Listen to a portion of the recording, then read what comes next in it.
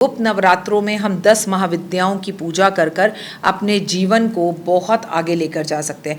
कौन कौन सी वो 10 महाविद्याएं हैं, मैं आपके साथ 2 मिनट का उपाय ज़िंदगी बदल जाए में 26 जून से लेकर 4 जुलाई तक शेयर करने वाली हूँ। लेकिन आज के इस छोटे से वीडियो के अंदर मैं आपको गुप्त नवरात्रों की सारी जानकारी दे दूँ। अगर गुप्त नवरात्रों की बात की जाए तो आषाढ़ मास में गुप्त नवरात्रे हमारे 2025 में 26 जून से 4 जुलाई के बीच में शुरू हो रहे हैं। पहले जो 3 दिन हैं उसमें हम माँ दुर्गा भवानी के रूपों की पूजा करते हैं। अगले 3 दिन में हम लक्ष्मी की पूजा करते हैं। अगले 3 दिन में हम सरस्वती की पूजा करते हैं। इन दिनों में मांसाहारी हमें नहीं खाना चाहिए। गुप्त रूप से हमें लहसुन प्याज खाना छोड़ देना चाहिए। जिन्हें सिद्धियां प्राप्त करनी होती थी, या जो कर्मकांडी पंडित होते थे, या जो एस्ट्रोलॉजर होते थे, या जो तंत्र विद्याएं करते थे, उन्हीं को इन गुप्त नवरात्रों के बारे में पता था और वो चुपचाप से इनमें पूजा पाठ किया करते थे।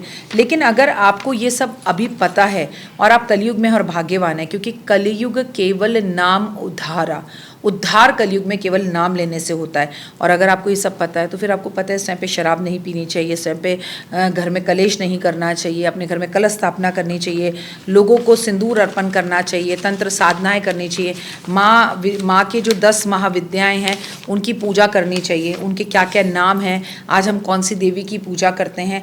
2 मिनट का उपाय ज़िंदगी बदल जाएंगे मैं आपके साथ 26 जून से लेकर 4 जुलाई तक लगातार शेयर करूँगी।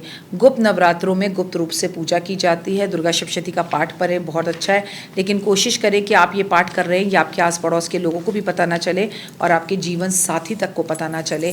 गुप्त नवरात्रों में किसी कन्या के घर जाकर उसे छोटी छोटी चूड़ियाँ दे दी, श्रृंगार दे दिया, ऐसी चीज़ें दे दी। आपने किसी जो महिला है उसे सिंदूर दे दिया।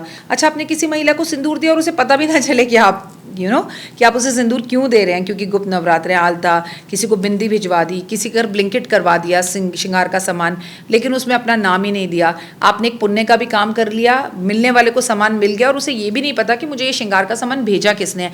इसे कहते हैं गुप्त पूजा, इसे कहते हैं गुप्त नवरात्रे। तो ऐसी चीज़ें करने से ज़िंदगी में आपको काफ़ी लाभ होगा। और गुप्त नवरात्रों में हम भगवान से धन मांगे तो यकीन मानिए धन की प्राप्ति होती है, विद्या मांगे तो यकीन मानिए विद्या की प्राप्ति होती है।